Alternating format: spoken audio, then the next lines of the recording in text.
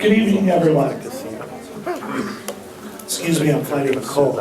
I'm Sean Burton, the director of the Equine program. We're really glad to have you here tonight for our third and our final in our fall panel series. If you would do me a favor at this time, please silence your cell phones. Appreciate it. Before we get started, I'd like to take a moment. I didn't get a chance to thank Mark last time. Mark's going to moderate our panel tonight.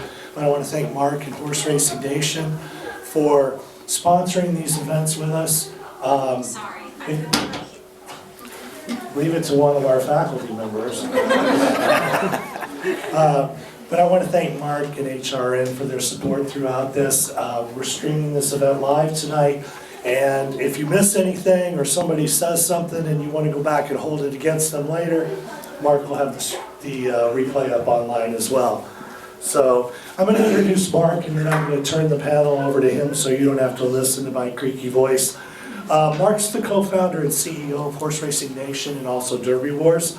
He's got over 25 years of horse racing, marketing, and management experience. He's held executive positions at Churchill Downs Incorporated, Harrah's, and UBET. And he launched horse racing startup Horse Racing Labs back in 2009. He's got a track record of innovation, and tonight we're going to talk about something that's very innovative in our industry. We're going to take a look at sports wagering and can and will it exist with horse racing. So Mark, let me turn it over to you. Let's give these guys a warm round of applause. Try it without it. All right, that's right.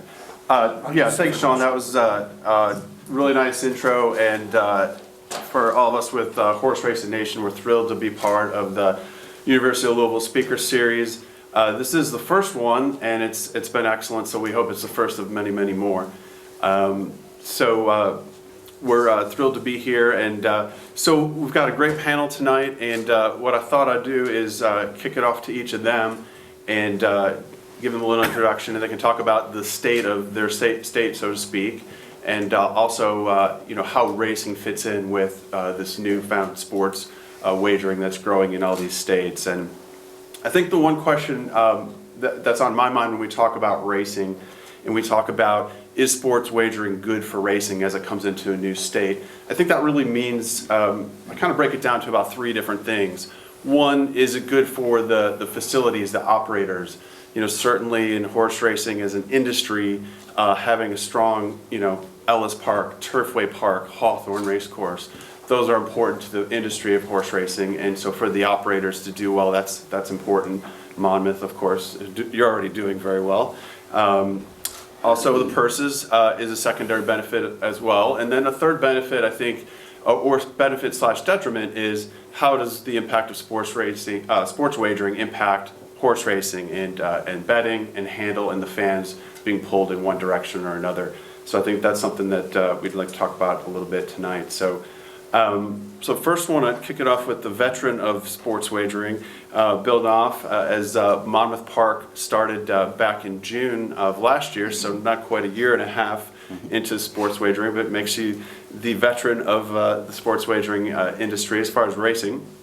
And just to give you a little background, Bill, he's been at Monmouth Park for 21 years. He's the Vice President of Business Operations, in charge of pretty much everything, wagering, on-track, off-track betting facilities, advertising, sponsorship, marketing, and of course now sports wagering. So Bill is in every facet of wagering with Monmouth Park, and sports wagering as well as anybody in the racing industry. So could you give us a little bit of overview of where Monmouth is with sports wagering, where New Jersey is, and how is horse racing benefiting or not benefiting, or how does it relate to horse racing in your state? Yep, happy to. Thank you, Mark. It's great to be here. I'm happy to come and talk about this exciting topic anytime. I love it. As Mark said, we've lived it very closely for the last year and a half. So for those not familiar, last June in 18, we opened our sports book at the track. We opened it in a brand new renovated sports bar called the William Hill Sports Bar, and we took one of our old Mutual lines and renovated that was not being used as the main sports line. So we have 27 sports windows at our facility. It's been extremely successful. We see great crowds coming in day and night. Obviously, we have the live racing during the summertime to play off of that. Soon after that, the scope of New Jersey is ramped up for sports wagering facilities. So now there are 10 retail outlets for sports wagering in New Jersey. It's only casinos and racetracks are the only ones allowed to do it. So far, Meadowlands and Monmouth Freehold has not opened their sports book yet, but at some point they will. So there'll be another one. The other part, that's the retail part, so the facility part, but the other part is the mobile online part. The law states that each retail operator receives 3 what they call skins, which is basically websites or mobile platforms that you can do mobile sports betting off of it. So Monmouth, we already have our 3 skins filled. We have William Hill as one. We have Sugar House, which is Rush Street Interactive, as the second, and we have a new one called The Score, which is a Canadian company that probably a lot of you are familiar with for sports scores. So those are our 3. Right now, there are 17 mobile websites in New Jersey, so it's a pretty tight space. It's a busy space. We expect more to come. It's very competitive.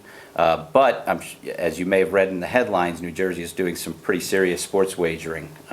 Comparatively to Las Vegas, I think we've beaten them the last few months. So there's a lot of money there, so I expect more operators to keep coming in. But for us, for Monmouth, and this is all reported public facts on the Division of Gaming Enforcement's website, we have won, and sports betting goes by win as opposed to takeout in horse racing.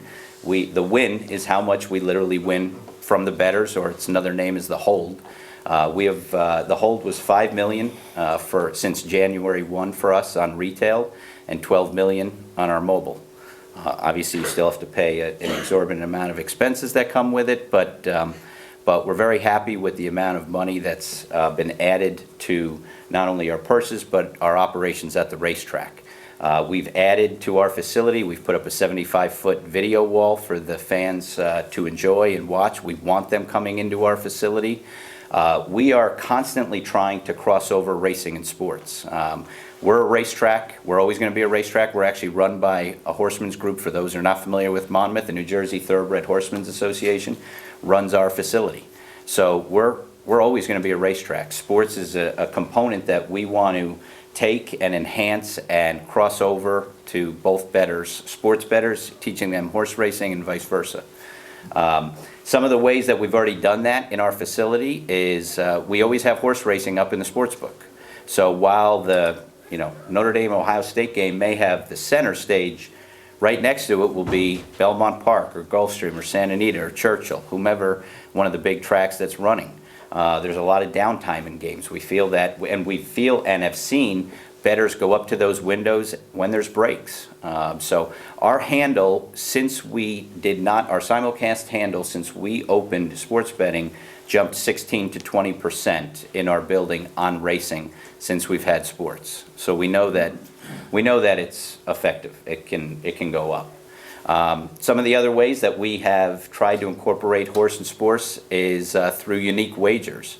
We've only done it really on Haskell Day, our big day, and for those as a refresher, Haskell Day was a little weird this year because we had to, because of the heat, cancel some of our card and we had to run it later. But some of the unique bets that we did this year was who was going to have a higher total, Paco Lopez exacta finishes, or the Yankees run total that night.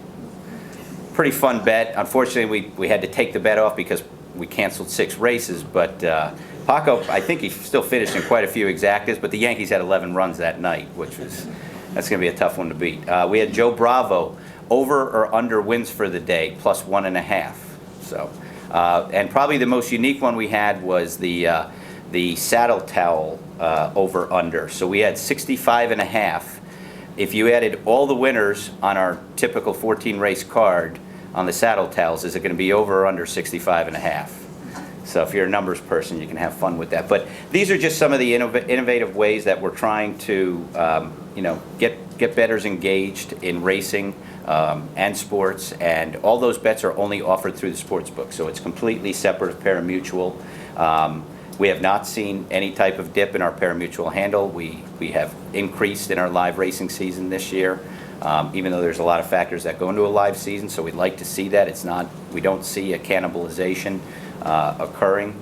And we will look forward to the future of trying to increase that. We are definitely going to be very proactive with fixed odds wagering in the future, which will be through our sports book. So not just on big days, which people are more familiar with it, but we will look to do fixed odds on every racing day at Monmouth. And that'll probably primarily be win in place, nothing to do with exactas, but we feel that the sports bettor, which is a larger, wider, younger, affluent audience, wants to see horse racing as they see sports. They want to bet and see how much they're going to win on that ticket. If you've never made a sports bet before, if you bet $10 on the Yankees, it'll show you exactly how much you're going to win. So obviously pari-mutuel does not have that capability. We may bet a horse at 2-1 in the gate, and as soon as the gate breaks, he's 3-5. And to explain that to a sports bettor is difficult. So we will push for fixed odds and continuing to get as creative as possible in the future on sports wagering. That's great. And Bill, what's the impact to purses in a percentage or in like a daily amount? It is tough to tell. There is a portion of our purses that is actually in our subsidy bill that calls out that has to go to purses, and it is broken up. Harness and thoroughbreds are different in that aspect. So the Horsemen's Group go to the tracks and make deals at the sports books, but it's probably in the neighborhood. It's probably $1 million if I said right now, and I'm sure that will grow. As sports books grow and sports betting grows. That's great. And for Monmouth, what do you see the biggest benefit of sports betting? Is it revenue to the facility? Is it purses? Is it foot traffic and crossover? Or is it a combination? I think it's all the above. Obviously, we like the financial aspect of it. To plug from Monmouth is, we don't have a casino, so we were a struggling racetrack to try to remain a major, track in this country. And so this has really helped plug holes for us and allowed us to maybe put some capital improvement back into the facility. We certainly have already seen it on the sportsbook side. I forgot to mention, we will also be planning, hopefully by end of next year, a new sportsbook facility that connects to our simulcasting facility in our grandstand, but it will be brand new. And we're going to put a heavy food and beverage focus on that because we see that these bettors, the sports bettors, are here for a long time, and they want to. They're obviously going to eat and drink, and they've got to have good food and beverage. But to go back to your question, the foot traffic has helped tremendously. It gives life to a building. Obviously, that also gives us more opportunity for them to cross over. Once we get them in our building, it's much tougher for a mobile person, I believe, to cross over the way it's structured right now because it's two separate platforms. A horse bettor in New Jersey has to go to 4njbets.com to bet. That's the only site in New Jersey. But if you want to go to sports now, you got to go to a different app. And we don't feel like that is an easy transition. In a perfect world, there would be a horse icon right next to the football icon on the sports betting app. Right. Now I want to bet horses, and it comes right up. And of course, one wallet would make it easier as well. Right, definitely.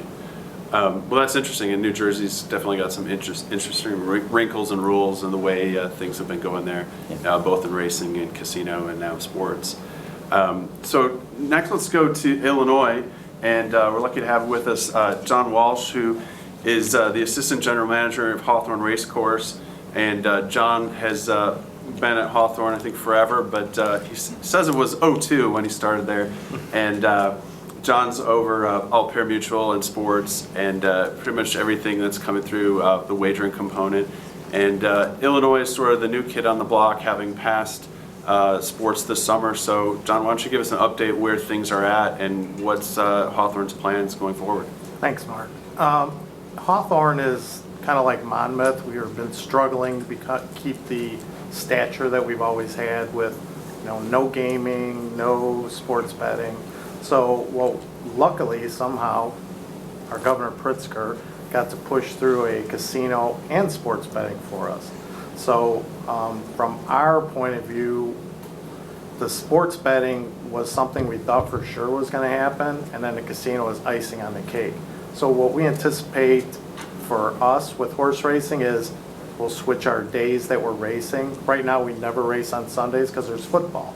Well, now we're going to have a sports book. You want to race on Sundays. You want to get all those people who are going to come for football, 2,000-3,000 we think, because Indiana has it right now. And Indiana is packed with Chicago people going to their sports book. So as soon as we're live, we'll race on Sundays. We'll have all these people looking at horse racing. We'll put it up in the sports book, at halftime when they're showing all the, guys talking. We'll put the races up. We'll get people interested. And like you said, there'll be people who are going, oh, there's horse racing. They'll go up and make a bet, because if you can bet on sports, you can probably bet on horses. I mean, it's the same thing. You're using your brain. You're looking at statistics. And one of them you get 9-1, the other one you get even odds. So I think it'll be good for us to be able to move people from sports betting to horse racing. And that, people who bet horses probably bet sports already, even though it might not be legal. Excuse me. So we partnered with a company called PointsBet, and they've got a nice app. They're very good with sports betting. They're in New Jersey. They're in Iowa. I believe they're starting in Indiana at the beginning of the year. They'll be in Colorado. So we're using a person who's knowledgeable, who's going to help us with that. And all the people who are in their management group own horses in Australia. So they're going to have the same goals that we have, which is promote horse racing, which they love, and also do well in sports betting. Unfortunately, even though the law passed in June, we're still waiting on rules and regulations. But our gaming board wants to make sure when they're done with this, it's going to be something that they don't have to go back and fix. They're looking at all the other jurisdictions and make sure that, okay, we see what's working, we see what's not working. There's things in our bill that aren't in anybody else's bill. If you're at Wrigley Field can have their own sports book. That's odd. That's nothing else in the country's like that. I think it's pretty cool. I mean, because people who go to the game will be sitting there going, hey, well, I'll bet on sports. Once they bet someplace, then they start betting on other things, and you can, get them to your place at some point and look at your horses. I think for us, our biggest advantage is we're going to be the only major metropolitan area with a casino, sports book, and racetrack all in one location. There's no other place in the whole country like that. So I think Hawthorne is going to be doing very, very well in the future, and once we build this, people will come. So yeah, that's where we are in Illinois. That's really exciting. And so what specifically does this mean for racing in Illinois and racing at Hawthorne? So what it does do is it gets more bodies in the seats, because they'll be there for sports. Purses, well, with the casino, it's much larger. So our purses, just from the casino, we're guessing will probably go up between 25 and 30 million a year. Great. Which is split between thoroughbreds and harness right now. For the sports betting, there's nothing in the law that anything goes to horse racing, but like I said, our group PointsBet's very much into horse racing, so I'm guessing we'll do some races called the PointsBet Illinois Derby. We'll bring back stakes races that we wouldn't really have, and we'll get people more, oh, PointsBet, they're promoting this, they got sports betting, horse racing. It'll all just be a circle that keeps feeding itself. That's what we're looking for. And it also just keeps us going in Illinois. It was such a downward spiral we were in. We were, probably running for 50, 75 million a year maybe 10 years ago, and now the whole state's probably running for 20. So it's something that this has turned everything around, and it's great for all of us. I'm excited, but I'm just hiding it from you guys. Well, you guys have only been working for casino, slots, or sports for, a couple decades there? Yes, at least 20 years. So it's great to, couldn't believe it when it actually came through, right? No, we still don't believe it. So, well, thanks, John. And batting cleanup for us is Kentucky Representative Adam Koenig. Representative Koenig was elected to the Kentucky House of Representatives in November 2006. He's the chairman of the Licensing, Occupations, and Administrative Regulations Committee and serves on the Banking and Insurance, Local Government, and Small Business and IT committees, and the Budget Review Subcommittee on Personnel, Public Retirement, and Finance. And we're thrilled to have him with us tonight as he has sponsored a sports wagering bill in Kentucky that he can tell us more about. I believe it came up last year and had some good support, but we've got some better hopes this year. Yes, we do, and thank you for University of Louisville Equine Program for having me, and I'm a Derby Wars customer, just so you know. And yeah, I'm looking forward to having the opportunity to pass this bill next year. Earlier this year in our session, I had the bill, and we have this quirk in Kentucky where in short off-year sessions, it takes a higher threshold of votes for anything that would generate revenue.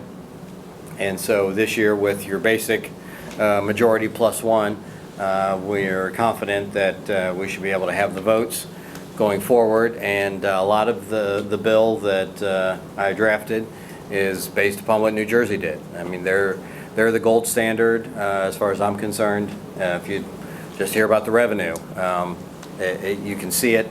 I think they went all in and did it right. And so the way my bill is structured is you can go to one of the tracks, and when I say tracks, I mean horse tracks as well as the Kentucky Speedway, and place a wager.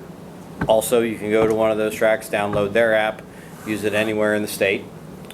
And so we've just like New Jersey has, we have bifurcated tax rates. You pay a lower tax rate if you go on track, and a higher tax rate if you do the mobile. And hopefully that brings more people into the track. It gives the track the ability to give you more perks, encourage you to come in and do it and be exposed to racing. Now, I think there's probably fewer people in Kentucky that haven't been exposed to racing as opposed to New Jersey, but there's a few holdouts, and by gosh, we're going to try to get them in and expose them to what's going on at our racetracks throughout Kentucky. And we've got a lot of buy-in from the racetracks. Obviously, Keeneland has been a great partner. They've kind of led the way, and we appreciate that. So there's a lot of hopes, and we can talk about the results of this election eventually, if you like, its effects on it. But for me, there's a lot of motivations to it. Obviously, we want to help our signature industry. I think it's in good shape given the historical horse racing machines and the purse increases. Certainly, the purchase of Turfway in northern Kentucky, 5 minutes from my house, is a positive step to keep a year-round circuit here in Kentucky. And I can tell you that the folks in northern Kentucky, where I'm from, they've been eagerly anticipating the opportunity to do some sort of expanded gambling in northern Kentucky, and with the historical horse racing machines that will be put in a Turfway, I think they will be very positive, and I think the place will be flooded, frankly, with people. And if we can add sports wagering to that, not just here but elsewhere, I think it'll increase it even more. And I think some of what New Jersey has shown is that in a mature gaming market, one doesn't have to steal from the other. I think that from what I've heard, Derby City Gaming here in Louisville really has had very little impact on Horseshoe across the river. So I think in northern Kentucky there'll be plenty of people who want to go. I don't think sports wagering is going to be a negative, and the numbers in New Jersey bear that out. I think it'll be a positive for the tracks, and I just think it's something you should be able to do. If anybody thinks that it's not going on in their area, no matter what county you're in, whether it's urban Jefferson County or rural Webster County, it's happening in every part of this state and every part of this country, whether it's legal or not. And I think it's important that we make sure that it's done legally, that it's done in a regulated, intelligent manner to make sure that the public is protected. Because when they go on download the mobile app from Antigua or wherever else, Gibraltar, wherever else these places are taking bets, you may get your money back if you win, you may not. There's no telling. And the bookie, you know, if they want you to come back, they'll give you your money if you win, but chances are they're going to keep it because they know you're going to bet more. So, you know, I'm pretty sure in New Jersey they don't extend credit like bookies do. And I think that makes it safer for everybody. So that's what I'm interested in, is making sure it's safe and making sure it's well regulated. It's something that people can do if they want. And hopefully, if it generates some additional revenue for the state, which it will, then that's an even better bonus. That's great. And, you know, you alluded to the recent election with a new governor coming in. Yes. How does that have potential to help or hurt the sports wagering bill? Well, it has potential to do both. The Governor-elect Bashir has made it clear that he's for expanded gaming of all sorts, including sports wagering, also including casinos. Now, I've been in the legislature 13 years. I'm for casinos myself. However, let's not let the perfect be the enemy of the good here. I think if we work together, and I think I've literally met the governor-elect once, and it was long enough to say, "Hi, my name's Adam Koenig," and that was it. So hopefully I'll have the opportunity to talk with him, and maybe he's listening here tonight, watching on the streaming service. But I think it's important that we work together to get this across the finish line, make this happen. And I think that'll be a good step forward. It would be the most comprehensive change in gaming law in Kentucky since we implemented the lottery, I think in '87 or '88. So it'll be a pretty big deal. There'll be a lot of people who can take credit and take this as a big advancement forward. And I mean, look, in northern Kentucky, we're going to have a building with a bunch of historical horse racing machines. If we have a sports book, and by the way, my bill also has online poker in it, then, you know, all of a sudden, you've got a lot of the components of a casino. And when that seeps into the public consciousness, you know, it's hopefully not too much of a jump to get some blackjack tables and some craps tables, and boom, we're there. So I hope to work with him to get everybody a win in this regard. I'm afraid that if insists on the whole ball of wax, that the issues will get conflated, and some folks who want to vote for it, maybe in the rural areas where it might be a difficult vote for them, if they start getting flooded with no casinos, no expanded gaming, that would cost us some votes, because it's hard to go home and say, well, I wasn't casinos, I just voted for sports wagering. For some people, that's difficult to explain. So let's take the win while we can.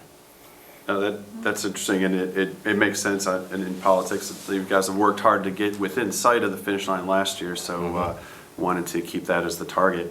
Now, I know as far as horse racing, you've been a longtime supporter of horse racing. What is the proposed horse racing component of the bill? Well, obviously, it is located at the tracks, so that gives them obviously a decided advantage. I stole New Jersey's tax rate, except there's an additional 0.5% on in-person wagers that would go to the thoroughbred and harness development funds.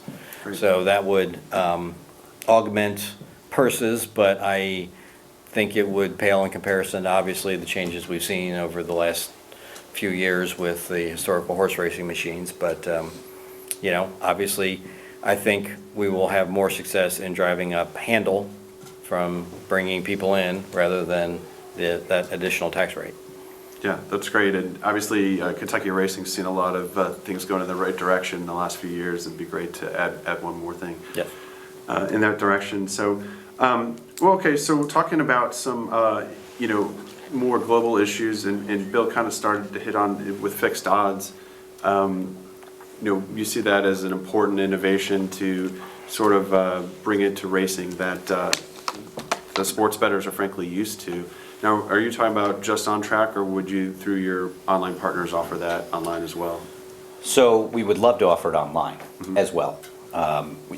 it's just a wider audience that it's exposed to. You know, one of the, it's much more common in Europe and Australia to do fixed odds and sports together. It's, obviously, we don't even have fixed odds and sports. It's just proliferating now in the US. So, but it's going to take a little time. Hopefully, we'll get it up and running by the time Monmouth rolls around next year to try to have the sports betting platforms integrated with a fixed odds. Fixed odds takes a lot of work. For somebody to pay attention and constantly update the odds at a track on, you know, race 3 on a Friday afternoon at Monmouth, you know, without getting hurt, because fixed odds is run like the sports bet. You can lose. You know, I look at the sports book revenues every day, and in the long haul you make money, but you can lose on a day. And I've seen sports books in New Jersey have already posted a couple of losses for months in a month. So you have to be very careful that you're not opening yourselves up to something that, you know, you're going to lose on. But to do it right would be a great service to the bettors, because it drives volume. They can get the odds that they want. If the odds shift, they can then arbitrage and try to middle it. And at the same time, you still have pari-mutuel that you can even play off of pari-mutuel. So we really want to do it every day at Monmouth, and online and retail. And then hopefully we'll get other tracks to do it as well. Currently in New Jersey, we're the only state in the U.S. that actually does exchange wagering. So that is a form of fixed odds wagering where you bet a horse and you get the price that is matched, albeit someone else, as opposed to a sports book or a track, is matching that price. A person is matching it as opposed to us. So there are some limitations that if a bet doesn't get matched, it doesn't go through. But on the exchange platform, besides Monmouth, we do have a handful of tracks right now. The Penn Gaming tracks are on it. So hopefully some of these tracks that are already on the exchange will allow us to do fixed odds wagering as well, if it's allowed in the States. Yeah, and it's definitely a great innovation for the U.S. As we know, it's really popular in overseas, and the ability to lock in your odds, potentially even shop prices between different offerings. You could also, you know, you could lock in a horse at 5 to 1, and his odds could go down on the pari-mutuel, and you feel great that you locked in a better price. Of course, it can work both directions, but definitely a great innovation. John, is that being foreseen at all in Illinois, or where does fixed odds come in? Well, our partner does do a lot of that in Australia, and from our perspective, our harness racing, we go into Australia and more money goes into the fixed odds pools than the pari-mutuel pools. Now, I don't know how they know what to set our odds at, because it's harness racing in Illinois, but somehow somebody's doing that. So fixed odds is something that in the future, it won't be this year, it might not even be in 2 years, we're just getting started, but it's something we're interested in because, like you said, you look at a price, you see a horse, go, oh, he's 3 to 1, great, I'm gonna bet him. Next thing you know, he's 2 to 5, and you're like, that was stupid, why'd I bet him? Right. You know, sometimes it goes the other way, but very rarely. So I think fixed odds is something that people understand, because I'm getting the price that I, you know, like you go to the store, you buy something, it's $3, you get to the counter, they say, I'm sorry, that's $12. So that's not the way it should work. So I think fixed odds is something we all should be looking for in the industry. Yeah, and I think the thing too with fixed odds versus pari-mutuel is each has its strengths and weaknesses. So, you know, if you're betting a trifecta or superfecta, the Breeders' Cup or a big field, you know, that's exciting to have a $1,000 whatever, you know, trifecta.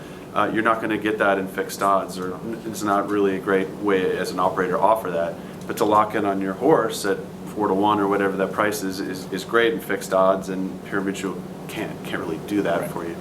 John, what about, so we didn't mention ADW in Illinois, so you have an ADW partner. Will PointsBet, as your wagering partner, can you offer them an ADW license? How does that work? We could, if they had pari-mutuel wagering, which right now they don't. Okay. But we can have, in Illinois, we can have 20 partners. Right now we have Naira Bets, Express Bet, and we also run our own club, Hawthorne.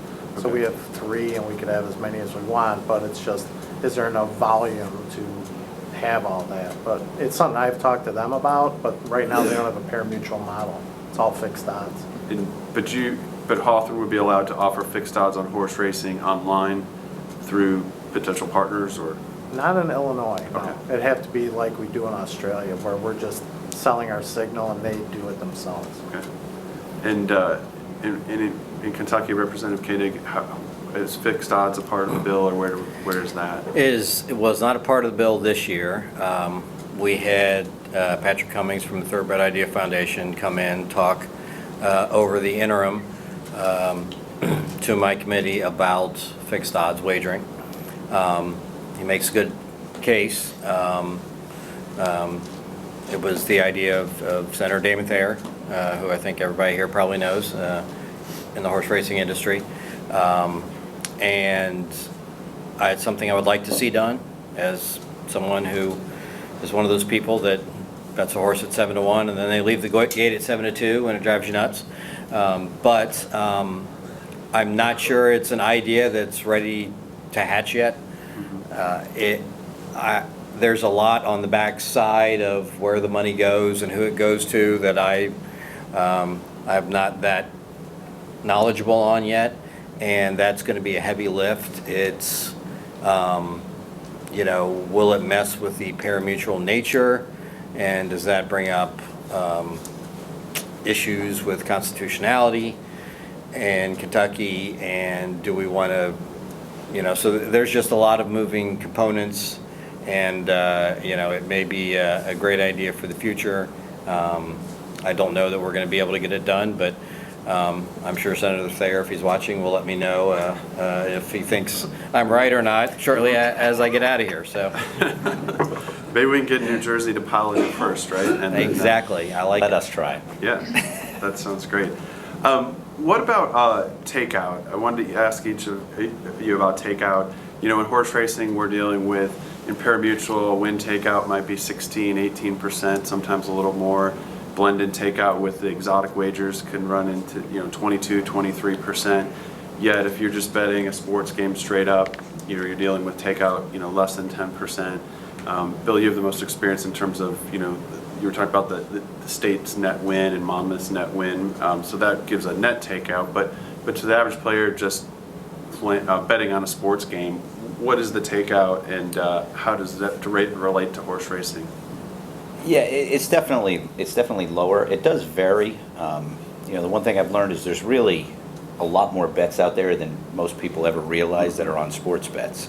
Your traditional bet is you go up and you put 11 to win 10. So you're 10%, or somebody gets paid, so it's 5 to us on that bet. That's the low end of our take. But when you get into like horse racing, when you start betting pick 6s or pick 5s or 4s, or you can get up into the 20% on takeout range. You can get there is no designated takeout for that, but it is much higher. The win is probably closer to the 15 to 20% range for parlay bets. Mm-hmm. And there are a lot of different types of bets, but also in sports you have the ability to actually move the line. We have teaser lines where you can go up and say the Yankees are favored by 1 run tonight, but the other opposite is you can get the Yankees, giving, +3 runs. So there's all different reverse lines, and there's first half lines, and there's in-play wagering now, which is good and growing. In Vegas, in-play wagering of sporting events, according to William Hill, is about 30%. We're not up to that margin yet, but we're probably 15 to 20. And it's growing quickly. So that is another form of really quick hitting. You're watching a tennis match, and I don't mean like, I should probably back up and say, I don't mean it like who's going to win the next point. It's more along the lines of who's going to win the set, or is there going to be a scoring drive on the Falcons on this play, And so when you really blend all of that together, it's hard to determine a specific takeout. But as you mentioned, the take for horse racing, for sports, is in the 5 to 9% range when it's all said and done. Okay. And have you seen any, at this point though, horse racing bettors have kind of stayed in their camp, and your handles stayed pretty consistent, and sports bettors have grown, and you've seen some crossover, but there's not been big shift in any way. It's not been a major shift, but the biggest shift we've seen is our nighttime simulcasting handle, which jumped over 20% once we implemented sports betting last year in the fall. That was primarily bodies are in the building, they're betting sports, they're watching it, they're hanging out, and now they're betting racing. That was the biggest segment. As I said, live is very tough to determine our live racing days because we do fortunately still get very large crowds, 10,000 people, and there's not a lot of sports betting at that time of year. Right. This time of year, obviously, we have limited simulcasting, Breeders' Cup's over, and football is packed. And so, yes, you can still bet some of those other signals, and those took a jump from when we didn't have sports wagering. But year to year now, it's pretty flat with sports wagering. It's not going down, which I think is a good thing because, as I said, 1 year ago there were probably 3 mobile operators in New Jersey, and now there's 17. Wow. But our handle has not gone down on our site. Wow, that's terrific. So. And John, in Illinois, I guess the takeout's probably similar as Bill answered, but there's been a lot of talk about the tax in Illinois. Could you explain the taxes in Illinois, and is it burdensome that somebody might not want to operate in Illinois, or? Well, sports betting in Illinois, the tax is 15% right now. And then if you're in Cook County, it's 17%. I think it's a little high, but I don't think there's anyone who's not going to operate. I haven't heard FanDuel, DraftKings, Sugar House, they're definitely operating. Churchill will be operating. It's a little higher than they want, but I think a lot of the in-game betting, when you look at the takeouts on that, I mean, that's sometimes 25-30%. So those, they say, okay, well, 15% tax is not the end of the world because there is a higher takeout. Would we rather have it lower? Yes. And will it cost more in the long run? Probably. But, to start with, we're glad to start it. They actually had a 20% to start with, so cutting down to 15 is better. And maybe in a couple of years, we'll talk them down to a reasonable rate, we hope. Yeah. No, that makes sense. And then Representative Koenig, as far as in Kentucky, I mean, everything is sort of, in the future. But what about projections for the state's revenues from sports wagering? And obviously, we're always looking for more money in Kentucky. So Sure. Well, Keeneland commissioned a study, and the range was, I believe, 20 to 45 million. I've kind of forgotten the top end because it doesn't matter anymore, but 20 million was if every state around us legalized it, and the 45 was if no state around us legalized it. Well, Indiana got there, Illinois got there, West Virginia already has it, and much to everyone's surprise, Tennessee legalized it. This is a state where you can't even play bingo legally. And it's not up and running yet, but you're going to be able to wager on sports in Tennessee before long. So I'm just going with the 20 million, and better to underpromise and overdeliver. But that's what we're looking at. But people need to understand that it will vary, right? I mean, you said you've had losing months, and I've heard the story of Rhode Island that I think has one sports book, and they opened it, a little bit before the Super Bowl, and everyone in Rhode Island went and bet on the Patriots. That was in a the tough Super year to Bowl. open. Right. Well, it's only a tough year if the Patriots, For the Patriots.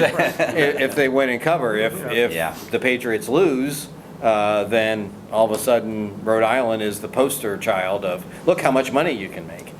So, people need to be wary of the fact that it'll, over time it will be all right, but the first year if it comes in low, doesn't mean the end of the world, doesn't mean the estimates were wrong.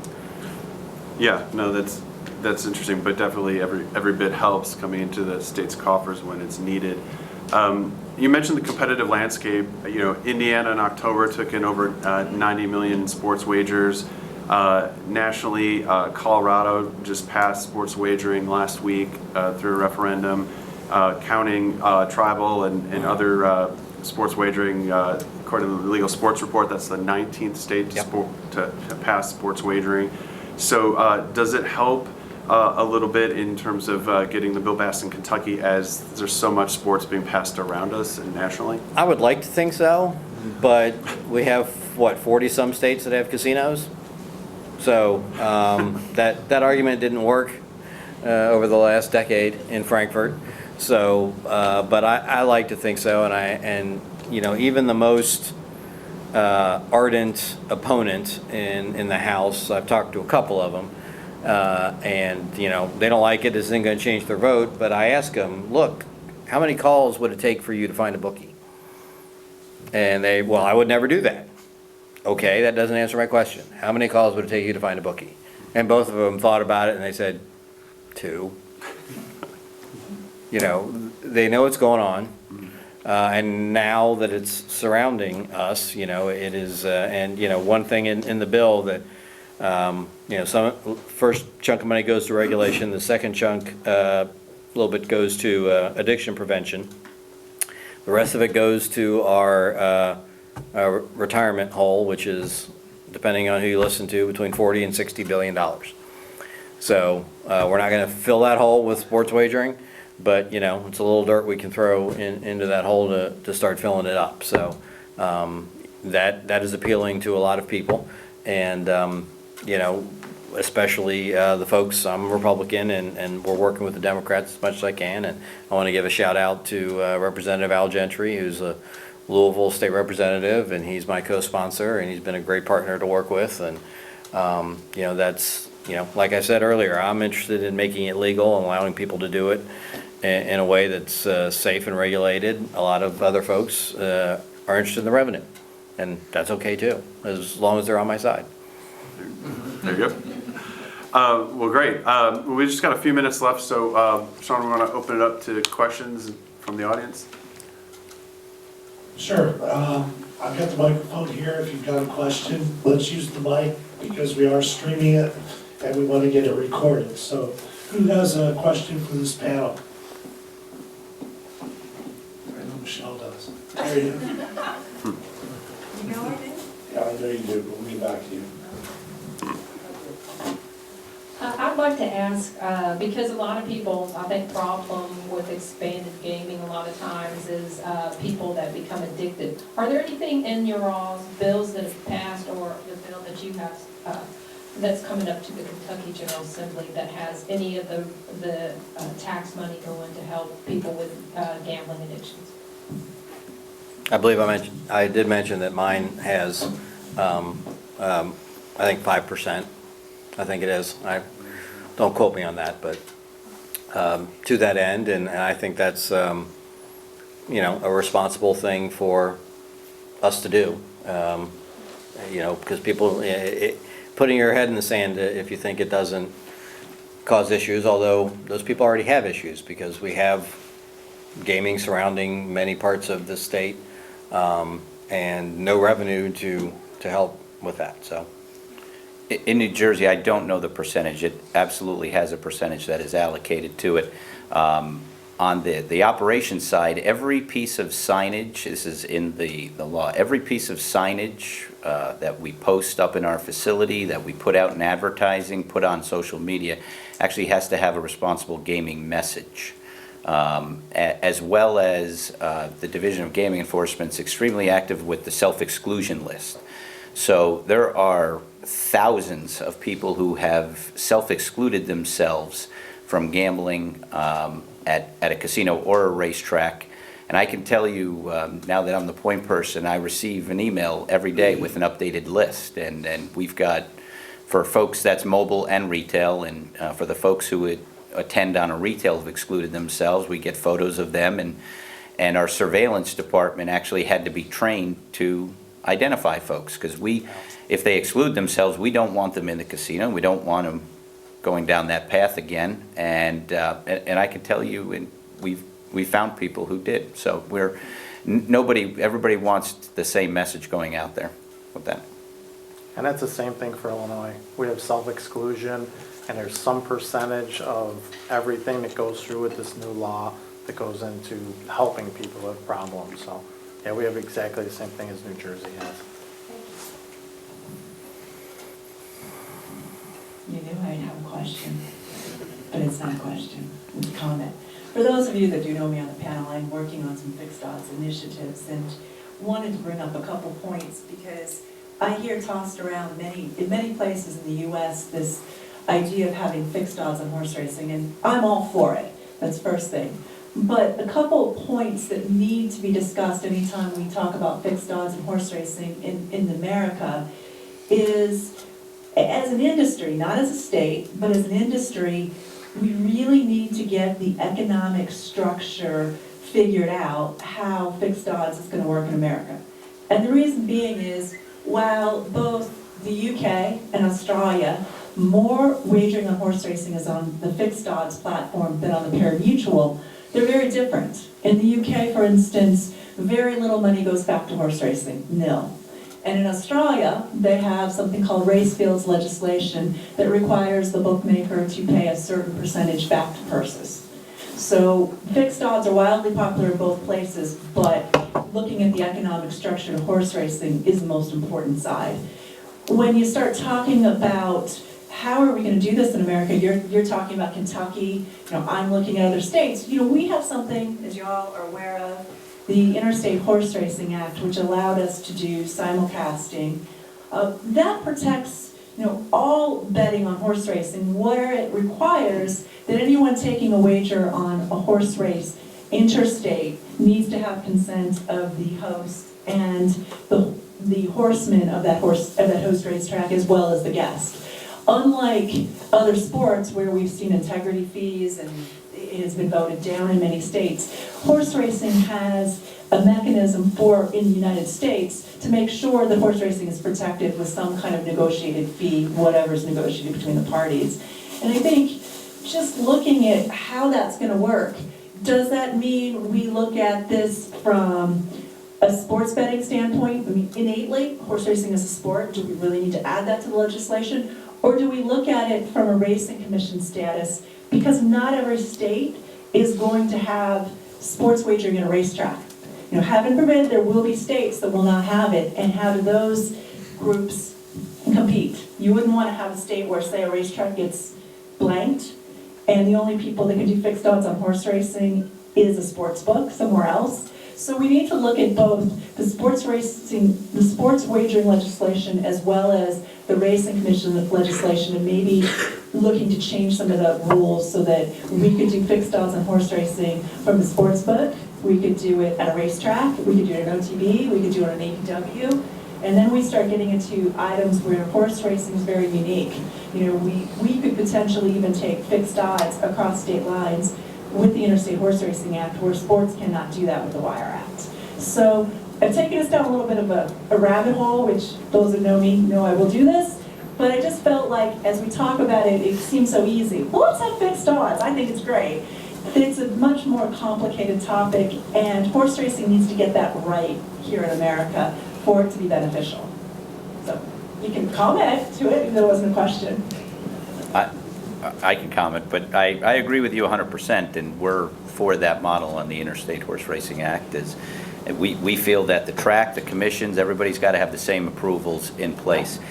We've already been notified that should we apply to, say, take someone's fixed odds, say Belmont, or let's say Breeders' Cup, we didn't, but let's say Breeders' Cup allowed us to take fixed odds. The Division of Gaming, who regulates sports in New Jersey, would get the approval of the Racing Commission first before authorizing that. So they would work together, but we agree 100% with that model. It's all in the board of state and state.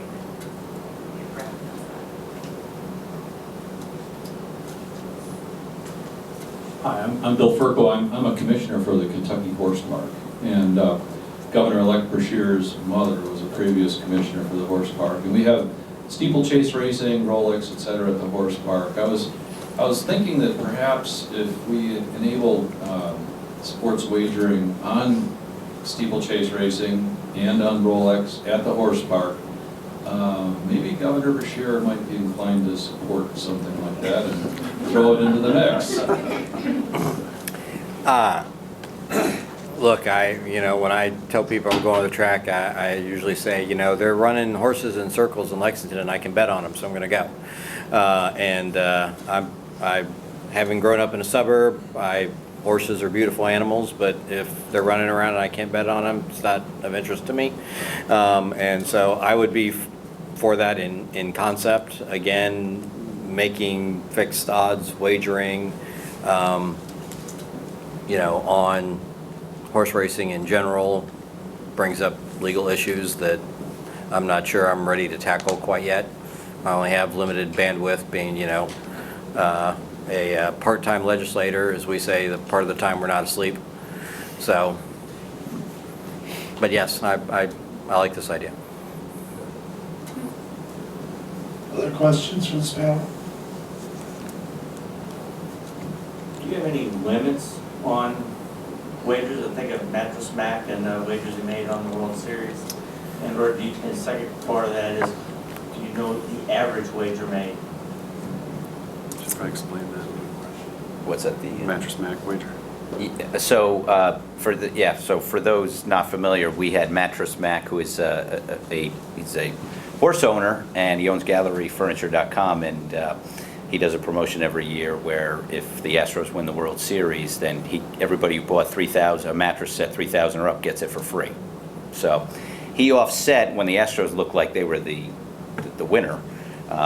He started to lay off his bets by traveling around to sportsbooks. So we flew into New Jersey, and he did place wagers with us, and we do not have a cap. So the only cap is if our sportsbook decides to take the action. There is no, and we do inform the division of gaming of that size of wager.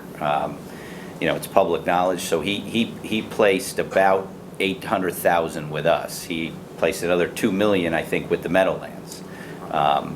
So we won one and lost one on him. They won the big one because the Astros did not win the World Series. He ended up flying back in. He actually flew into Teterboro Airport, so he was physically in the state of New Jersey because they geo-track you. And he made the bet online at the airport, and then he flew out. But we don't. So as long as the action is accepted, there are some occasions where a bet might not be accepted at the odds that are given. We may have to shift the odds. I'll give you an example. When we had the World Cup last year, when we offered it, somebody came in and wanted to bet 20,000 on the over of a Finland, Norway game. And that was just a very large amount on an odd game, and we didn't allow them to bet 20,000. We let them bet 10 at one price and move the price quite a bit, and they were turned off and didn't take the other half of it, but they were only able to take part of it. I do not have statistics yet on the average wager. And I don't want to even guess. I mean, I can tell you by looking at a daily run. We do a lot more in sports wagering than horse parimutuel wagering in our facility. Probably about, this time of year it's about 10 times as much, but even when we're live racing, we do more sports wagering on a weekend. So.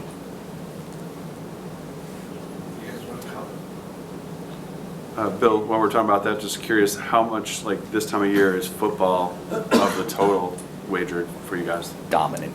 It's 80-20 or more? Probably, it's probably 80% between college and pro. College, Sundays are bigger, but there's less games. Saturday, there's a lot of college football games, and then they're augmented by NBA is probably next, and NCAA. But you've got pro, and then you've got college football, and then you've got the NBA down here. It's the remaining sports are 20%. This time of year. But then, when the NFL ends, NCAA shoots right up and takes the NFL's place, so it balances out that part of the year. April is a fairly slow month. You've got baseball that starts, but you've got some other sports like the Masters is a really good one-off tournament and things like that.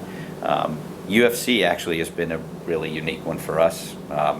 Getting bodies in at 11 o'clock at night, and they're betting and they're eating and they're drinking and they're lively. I mean, that's been a unique one. Can I ask a question of my fellow folks up here? What are your all's rules in each state for in-state college teams? Are you able to wager on them? No. No. No. Okay. No. And what are you thinking about doing? Right now, my bill has no, because that's the standard, basically. I think in Vegas and I should say Nevada and Mississippi, I think it's legal, but every other state, it's not. But that is what I get the most pushback on from people, because by God, they want to bet UK and U of L. I understand the financial part of it, that, you know, Yeah. unfortunately, Vegas had it for a long time and then switched it. You couldn't bet a UNLV game Right. for a long time, and then And there's a switched it. lot of people that would have lost a lot of money on UK basketball last night.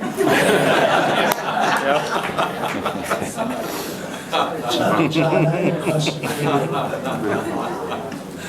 Hard to follow that, but I have a question for you. New Jersey and Kentucky, neither one has an extensive OTB network. You mentioned Hawthorne specifically. What's going to happen, or what are you allowed to do at your OTB network? And if you're allowed to take sports betting into the OTB network, has there been consideration to expand outside your general footprint right now into other parts of the state? Are you restricted? Talk a little bit about the OTB side of the equation, something that we don't have in Kentucky or New Jersey. So we are allowed to have 3 of our OTBs have sports betting. Right now, we don't know what the rules involve. Can we move them? Can we have them at one place and then next year move them to another place? So we've chosen 3 OTBs that we have. They're on the north side of the state, the south side of Chicago, and then the west side. So it kind of makes a little diamond. So anybody in the area can come to one of our places and make bets. If they expanded it, of course, we'd go with all of our, we have up to 16 OTBs we can have, and right now we have 10. There's another one coming online, hopefully in mid-December on the south side. That'll be our 11th. But yeah, we'd love to have that at every place, but right now we're just gonna put it at our 3 busiest OTBs. But it's gonna be great for people to be able to go to a place where you're used to watching, you know, racing on a Saturday, and they turn around, now they can watch all their NCAA games. They can bet on them. They don't have to worry about, you know, calling their bookie, getting their bet in. They'll just collect right there, go bet on the horses, go back to the game. UFC, I mean, these places will be packed, so it's really gonna help. Great. Any other questions for this panel? No? All right, guys, let's give them a round of applause. Thanks to all of you guys for the support that you've given us through the Fall Speaker Series this year. We're going to do it again next year. We've got a lot to live up to next year, but thanks to all the members for coming out and helping us out tonight and discussing what's going on in each of your states. And thanks to Mark and Horse Racing Nation for all they've done to help us put this on. So thank you again for coming, and we'll see you again soon.